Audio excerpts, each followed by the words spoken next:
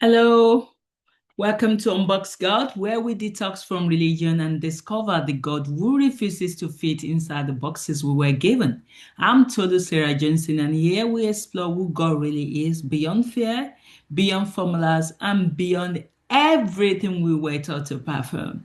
If you're hungry for a real relationship with Him, you are in the right place. Let's dive in. Yes, still on the book I'm currently writing on, which is Father, Make Me Yours Alone, Becoming God's Robot, not by force, not by love. Then we could also say, maybe not by choice, not by force, but by love, but by choice. Your decision. And this is chapter 4, God's Robot, a metaphor only love can explain. He could force obedience, but he waits for the child who chooses it. There's a mystery at the center of the Father's heart, one so tender, so shocking, that religion was never able to explain it. God never wanted a robot, yet the ones he treasures most are the ones who choose to become his. From the beginning, the Father made it clear, I didn't dream of raising mansions, I dream of raising children. He refused to create programmed obedience. He rejected the idea of automated devotion. He refused to force loyalty, affection, or surrender. Because anything forced is not love, it's captivity. And yet, in the deep chambers of heaven, Jesus said of his most devoted follower, who is Matthew Robot Payne, when we're in conversation, said, Matthew has become my robot, though he doesn't even know it. Not a robot by compulsion, not a robot by programming, not a robot by fear, but a robot by love. Isn't that interesting? The sound of robot even sounds like Matthew's surname. It's Matthew Robot Payne. It's middle name rather, Robot. Oh, maybe he's actually living his name. My friend will find this interesting. But there might be a connection between that because I've never seen a robot for God like Matthew Robot Payne, a man that would do anything for God. He's done something for he thought he was doing it for God. One day he heard a voice that he should go into a stranger's swimming pool. Probably maybe he was walking past, and that if he dive, deep dive 3 times naked, that the God is going to provide food for the homeless. I've forgotten the specific message, but in that line, it was related to helping people. And then Matthew did it. And the owner of the house had to say, you cannot be doing that in my pool. I'm going to call police. And Matthew said, yes, but let me finish. I've got to do, I think it was 7 dive done. I don't think it was 3. My friend will know this. He will know this. But what I was trying to bring out of that story, as hilarious as it might sound, Matthew thought it was God that told him to do that. But it wasn't God leading him. But this man is a staunch robot for God. He will do anything. A woman who so fully yielded, so joyfully surrendered, so deeply aligned, that obedience flows like bread, reflexively, joyfully, effortlessly. This is the paradox no theology can explain. God does not create robots, but love creates willing ones. Yes, love creates willing ones. So are you going to be part of those willing ones? Because if God wanted mindless obedience, he could have crafted it with a single breath.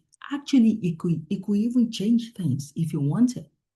He could have designed humans like the stars, incapable of rebellion, fixed to their course, governed by divine program. But he chose something far riskier and infinitely more beautiful. He chose to restrain his own omnipotence. He chose to limit his own power.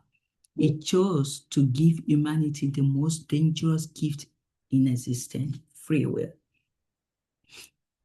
A gift so sacred that God himself refuses to violate it. A gift that cost him unthinkable grief. A grief he weeps over, but will never take back. When I say he weeps over free will, what is costing, it is real. Papa weeps. Because without free will, love cannot exist.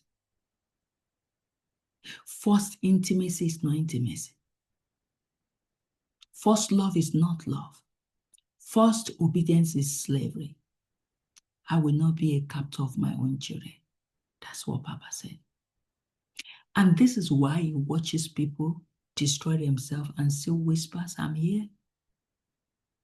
This is why he witnessed rebellion and still say, come on. This is why he waits longer than any father should ever have to wait for the moment a child will willingly say, Papa, I surrender. Like the prodigal son that came back home. You might be a prodigal son as well that need to come back home. That you are tired of doing things in your own way. And you want to come back to your source. Becoming God's robot is not about losing yourself. I've not lost myself. It's about losing the lie of independence. It's not about being emptied of personality. It's about being emptied of resistance. It's not about shutting down your mind. It's about shutting down self-rule. A willing robot is simply this: a child whose free will becomes aligned, not erased. A vessel whose instinct becomes obedience, not obligation. A life whose default becomes yes. This kind of alignment only happens when the flesh is crucified. The heart is softened. The ego is surrendered. The spirit takes the lead. And the Father becomes the safest voice in the universe. I once said, when the flesh is crucified and the spirit leads, I become like a robot God can set into motion. I once said that to God. And Papa said, yes, Tolu, you're right. Because when surrender becomes instinct, obedience becomes worship. A willing robot is simply a child whose love has rewritten their reflexes. And which one are you going to be? Because the Father is not impressed by forced compliance. He's moved deeply emotionally by chosen surrender. Every time you choose his voice over impulse, he celebrates like a father watching his toddler take their first step. Every time you whisper, yes, when you could have said no, heaven erupts. Every time you lay your will at his feet, he feels the same delight a father feels. When a sleepy child crawls into bed and whispers, wake up, daddy, it awakens something in him, something ancient, something tender, something that longs to carry you. He does not want your perfection. He wants your willingness. So forget about the perfection. He's never asked me for perfection because I can't give it to him. All I can give him is my willingness. He does not want your flawless obedience.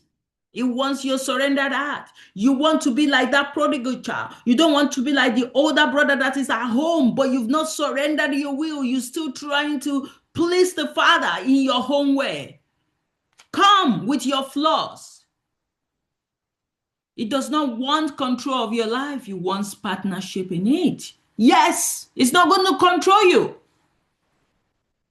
Imagine, look at this analogy, the hand and the glove. Imagine God as a master sculptor standing before a workbench. On the table lies a beautiful leather glove, soft, well-crafted, flexible. This glove is your spirit. And inside it is the one thing the Father will never force, your will. Now imagine the sculptor saying, I could animate this glove. I could force it to move. I could make it obey, but I will not, because God will not be loved, because thou will not be loved, rather. So he waits. He waits for the glove to stop tightening itself, to stop coiling inward, to stop fighting the shape of his hand. He waits for the glove to relax, to lie still, to surrender its stiffness, to trust the one who made it. Only then does he gently slip his hand inside. And the glove, instead of losing itself, finds its purpose. Suddenly the glove moves with mastery. Its actions are precise. Its effectiveness is supernatural. Its movements are graceful, powerful, effortless. Not because it is empty, but because it is filled. This is the paradox of a willing robot. You are never more yourself than when you are completely filled with him. Do you want me to repeat that? You are never more of yourself than when you are completely filled with him. You are never more free than when you surrender your will. You are never more alive than when you let his hand move your life. Let his hand move your life. Let him be the center of your life, because he knows where he's taking you to. He knows the purpose that he has designed for you. And God is waiting for your yes. Because freely given, joyfully offered, willingly surrendered is what he's after. Because forced yes is slavery. Fearful yes is religion. Fake yes is performance. Willing yes is relationship. And the Father says, the only robot I desire is the child whose love makes obedience effortlessly. I hope you've been blessed. God bless.